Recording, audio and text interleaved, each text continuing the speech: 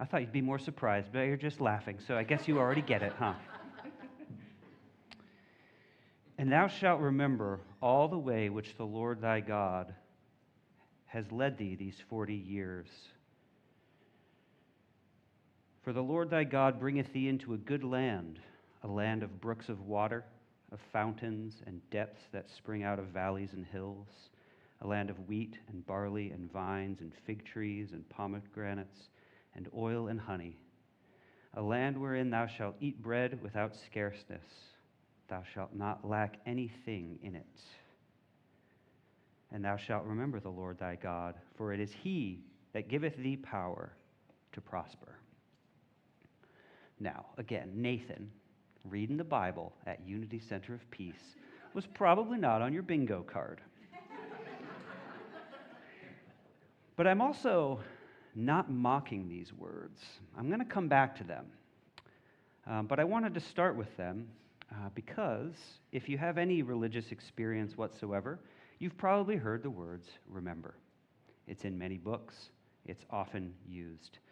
And I want to pause for just a moment before talking more about remembering and memory. A reflection on my own life is I found that as I grow, as I learn, as I get more, this culture that we live in is always telling me to get more.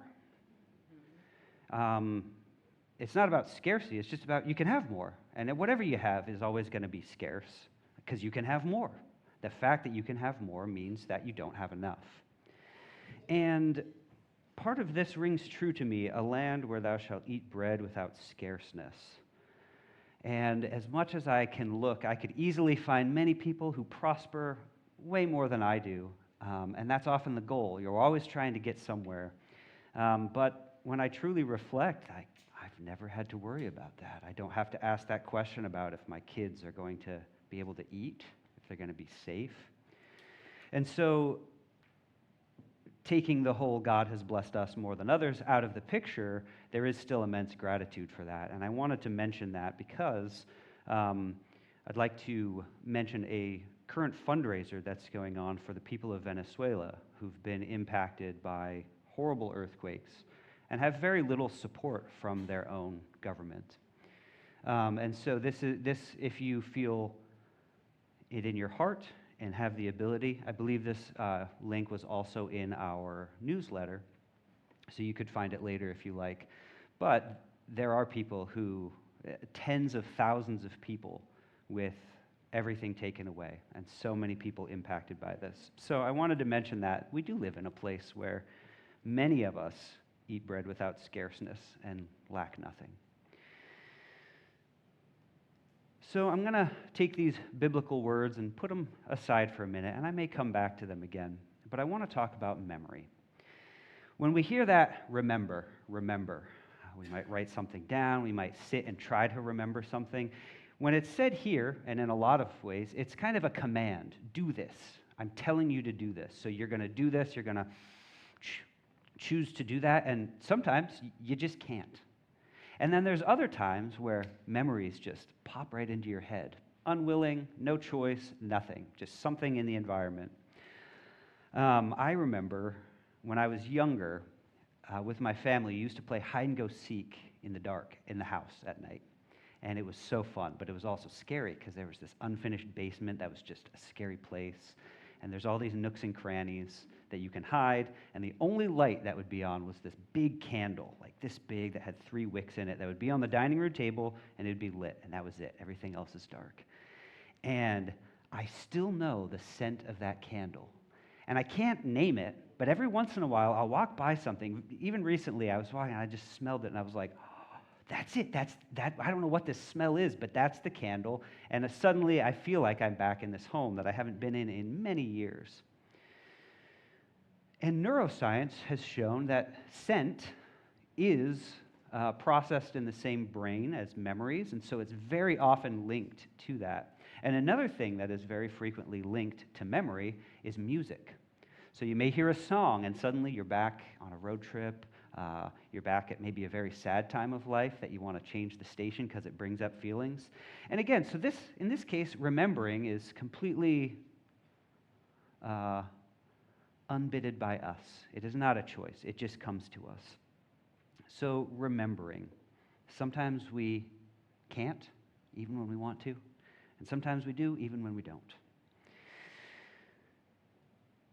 So I ask myself, as I had a journey in religion, as I have a journey in spirituality, and as I've had a journey in doing research in psychology, I see these links of where meaning occurs and how things tie together, and I don't actually know if it makes sense to anybody but myself, but I want to share some of those thoughts about how memory might tie into our spiritual experience. So, something that we learn in developmental psychology, which is how we grow and change and learn and all of this from birth, even before birth now. There's studies on prenatal development all the way through our lives. How does this happen? So how does memory develop? And there are some really interesting things about how children develop memories. And one thing I learned that was very useful when working with children is that children remember something better when you repeat it as a story later. And if you have pictures or some sort of image to go along with that. So you can say, this was us doing this, or this is your grandparents, these are the people, right? And you show them pictures, you can tell them a story about it. They're more likely to remember people, remember events. Sometimes they even remember the story, even if they were too young to actually remember the event. It's, I know this picture, I know this story. This happened to me when I was 2 years old, and we did this. Even though I have no concept of what actually happened, I remember the story. So this can help to build a sense of continuity in children, to know that, yes, these things happened, and now you're here. And there are interesting things that I'm sort of built my own theory about. Around the time of puberty, which puberty begins usually around age 9, much before there's visible changes in body and voice and things like that. There's a lot going on. And one thing that hasn't really been studied, but I really see it, is something about memory. There's something about age 8 to 10, where children suddenly realize that they are not the same as they used to be. If you're ever in an elementary school, there's little like first graders, and then there's the fifth graders, and they're like looking way up. And I've talked with fourth and fifth graders who say, I can't believe I used to be like that, because I remember walking around in the hall and looking up at these fifth graders and thinking, these kids are giants. And now I'm one of them. And now these kids are probably looking at me thinking I'm a giant. And so they're now aware of the passage of time. Whereas when they're younger, it's really, you have no concept of next year or 2 years from now. It doesn't make any sense. So around that age, there's something about, they have enough memories, enough experiences that they can realize, I am not the same as I was, and also I'm going to be something different than I am now. Which can also bring on some feelings of sadness, feelings of nostalgia. But it's important for them to build this memory of a narrative of their own lives. Memory is also a big part of identity and how we can think about, remember, and know who we are. But there's also an interesting part of this research, where a lot of this on children's memory has been done because it influences the court of law. Because people ask a question, in a court of law, if something happened or didn't, can we trust what children say? At what ages should we start to say, we're not even going to have this kid share a testimony because it's probably not reliable? What are children capable of remembering? And not just that, but are children susceptible to manipulation? And the answer is yes. Because you can, in a sense, create a story. You can repeat that story, and the kids may not remember it, but the more you repeat it, the more they actually might say, yeah, this did happen, and I remember it. And they have details of it because they've been told this story. There are ways people can ask questions that can lead them into answering a certain way. So there's no like straight answer of what can children remember. but it's shown that they are susceptible. So as much as we can help them build memories with our stories, those can also craft false stories. This makes me think of one of my favorite science fiction stories.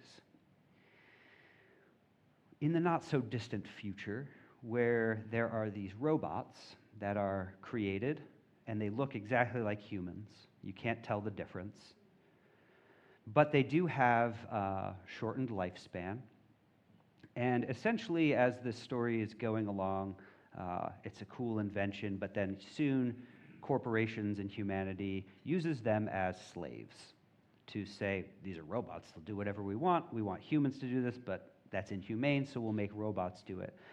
But they also develop a sense of consciousness and awareness of, you're mistreating me, and they have feelings. So in this, one of the corporations that creates robots is telling the story, and he says, I started giving them memories, because when I give them memories, they're easier to control. So it's sort of like waking up, you're in adult form, you're just born as this robot, but you now have memories of childhood that tell you a story of who you are, that you believe, and then when this person here wants you to do something, you're more likely to obey them, because the memory tells you who you are, therefore you will obey. So when they control the memories that they give, then the robots will not rebel against them. And there's this scene where some robots that are rebellion, there's a human who his job is to go and kill these robots, to take them out because they're coming back against humanity. And there's a part where he faces this robot who doesn't know that she's a robot, because she says, I remember my mom, I remember doing this, I know that I'm a human.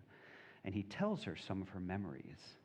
You remember at age 8, this and this and this, and at age 10, this and this and this. And you see this devastation coming over her when she realizes, he knows my memories, these aren't real, I've been programmed to believe this. And the devastation of, I'm not a human, when I thought that I was. All this way I've been acting, I've just been being used. And then this human also sees that response in her, and he realizes, oh my gosh, she's actually having real feelings. She is experiencing everything that a human would experience. What have I done, and what am I doing here? These are real people.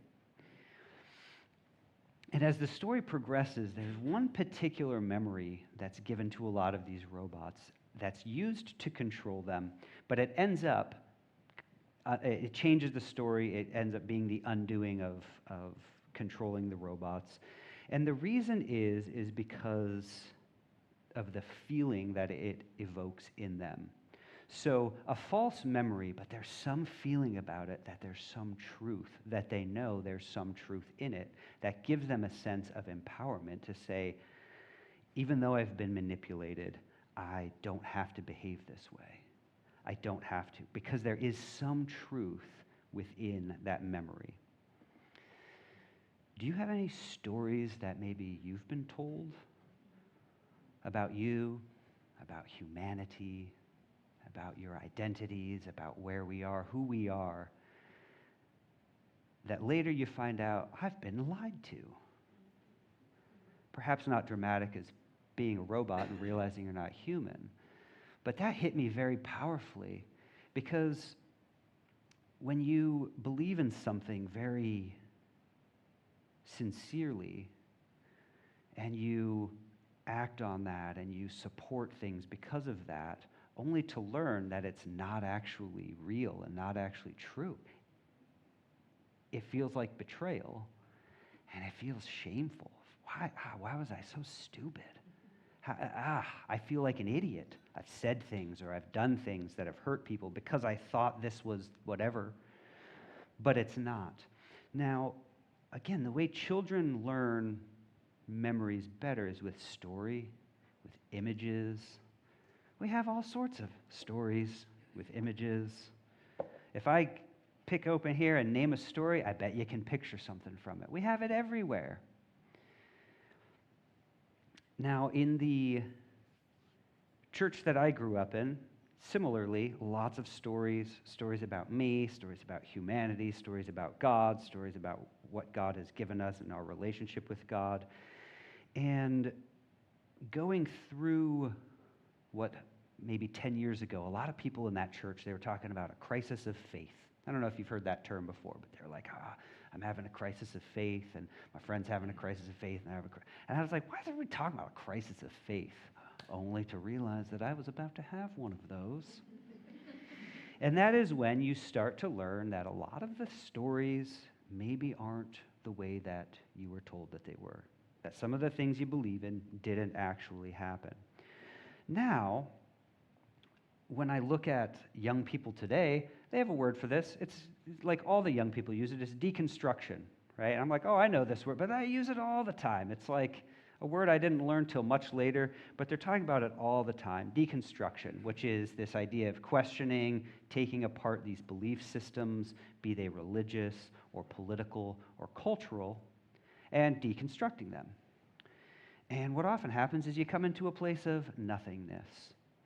Now, another idea from psychology, not so much tied to memory here, but really meaningful and makes me think a lot. There are called these stages of development, psychosocial stages of development. So theorists have, and this is quite a few years ago, but we still use these, we still teach these, kind of like decades. So when you're a little kid, these are the questions you're asking. You're trying to figure out just how to be in your body and things like that, how to deal with authority when you're told what to do. During adolescence, you ask, who am I? How am I going to form meaningful relationships? You get older, what is my purpose in life? How am I going to contribute? How am I going to make my living? And it keeps going. And it isn't till the older years when people start to ask these questions of like, what am I going to really contribute to society? What am I really going to give to the next generation? What am I going to leave behind that I hope will last longer than I do to truly find something that's meaningful? And as the theories describe, a lot of this happens later in life because when you're younger, you're so busy with yourself, you're self-absorbed, you're thinking, you're trying to make your money, you attach your identity to these things. And as you get older, you realize, I'm not going to be here forever. So we ask different questions. One of my own reflections in a really cool paper that I'll never write on psychology is that I think that these stages are actually happening younger and younger. Those questions that they'd say, oh, usually in your late 50s or 60s or something, people will ask these questions about, like, really, how can I participate in something meaningful that's building up community? I see very young people asking these very same questions because I think the power of this deconstruction, of seeing false narratives at a younger age, not having to believe in them and go through this whole stage, and sort of taking it apart much earlier, arriving at these much deeper questions, and then having a much longer life to live ahead of you, but still really struggling with this question of how can I contribute something greater? What do we want to build together? So also with deconstruction, something I found myself at after years of sort of asking questions and reading things that other people write, these are all my questions, and I've got all these questions and questions and questions and questions. I thought, is anyone going to try to answer these questions? Because what I would see is when in a religious organization, somebody starts asking questions, you have people over here saying, shut up. Yep. Don't you remember when you were younger and felt this? Don't you remember that really good experience you had and this story we gave you about it? Don't you remember? Don't you remember? And all that purpose is to say, please stop questioning. And then I also saw another group that their only answer is burn it all down. It's all garbage, it's all lies, and I'm angry. And maybe we also go through that for a time. But that's no place to live in that anger of, I hate it all, it's all garbage, it's meaningless. So deconstruction is a step, and I think it's important. But then what are we going to build? Otherwise, we have nothing. And I see intergenerationally great potential for taking the vision that a lot of young people have, a vision with really no experience, with maybe not quite enough knowledge or enough skills to create that vision, but to see that vision and then to see, looking at the older generation, people who are asking the very same questions, who have that knowledge, who have the experience, who have the skills to say, hey, yeah, actually, we can do this together. Maybe we'll check some of the naivety of the younger people a little bit, but not fight with them and tell them that they're stupid and idealistic, but to say, what are we going to build together? And so this is a question that I'm asking myself, is what really do I want to build, and how do I want to build it, and where and with whom can we build these things? And recently, I had this voice, this sort of whisperings of spirit, of whatever, come to me, and I went back to kind of re-engage with some of the things when I was younger. And so the church that I was in has like short movies, videos to kind of talk about history, and really like faith-promoting things, like here's this story, and we're going to show it, and it's beautiful, and you're going to feel good, and that tells you that everything we're going to tell you is true. So I went, and I thought, I want to kind of rewatch that, because I don't really, 5 years ago, I'd be like, no way, nope, not touching it, don't want to engage with it at all, make me angry, make me hurting, whatever. But I watched it, and I was surprised that I just thought, oh, well, that was interesting. I wasn't angry. I wasn't like, oh, man, they tricked me with that. But what I saw quite clearly was that, wow, this is a pretty well-crafted story, right? They have a decent budget to make a good movie. That helps when you're trying to make a story. And there was good acting, and the way you tell a story, it's not just chronological, this happened, this happened. You bounce back and forth, you appeal to people's emotions. I thought that was actually a really good story. I don't think that actually happened that way, based on knowing many other things, but I thought, that also helped me release some of my own shame of saying, why would I believe in something that's so dumb? How could I? I thought it was just a good story. I was younger. I was a sucker for a good story. And that filled something that was important to me. And I also saw, when I watched it, I saw, I can hear certain truths being spoken to me. Maybe not in this story, maybe not taking it in that direction, but I could feel that, hey, you know what? There is something there. And Karen, your song, I already forgot the words. I was like, I'm going to try to remember the words. But you're singing is like something in my heart, and it just this sort of memory of, I feel like I know this, right? And these words came back to my mind recently, and it was, remember, remember the Lord thy God. And I was like, no, I'm not going to.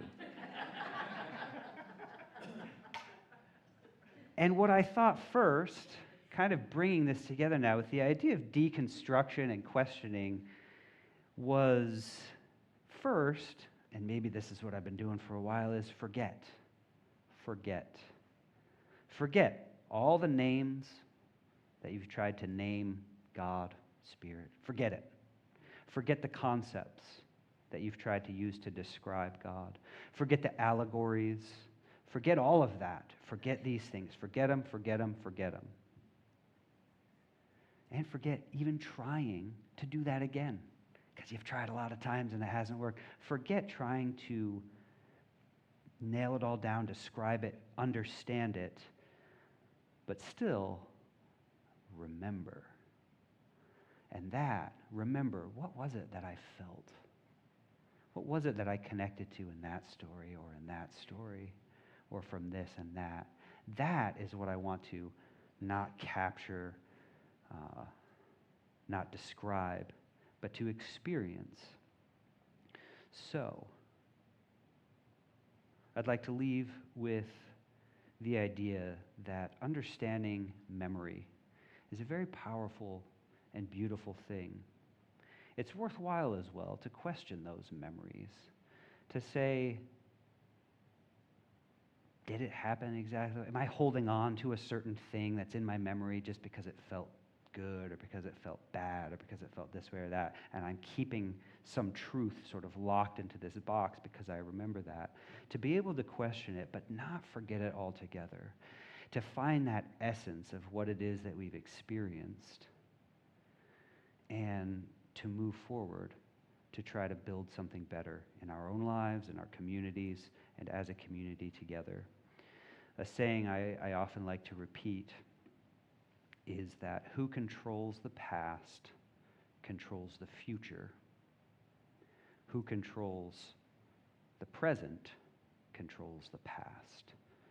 So if somebody can control your story of the past, of who you are, of everything, all of that, control that, then that's going to tell you exactly what to do next. It tells you how to behave.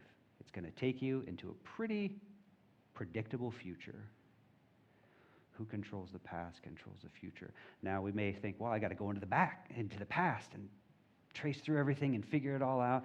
But who controls the present controls the past. So the answer is right here, right now. To look back, to remember, but not live there. To look forward, to anticipate, to think about, to dream, but not live there, but to live right here in the present. So, that's my message for you. So it is. Amen. Hi, it's Reverend Victoria here. I'm at Unity Center of Peace with our house band, Bright Matter. Hello. Yeah, and if this video has inspired you or empowered you or opened your heart, opened your consciousness, or even just given you hope, we ask that you support what we're doing here by making a donation today, going to unitychapelhill.org or clicking the link below. And we thank you. Thank Thank you.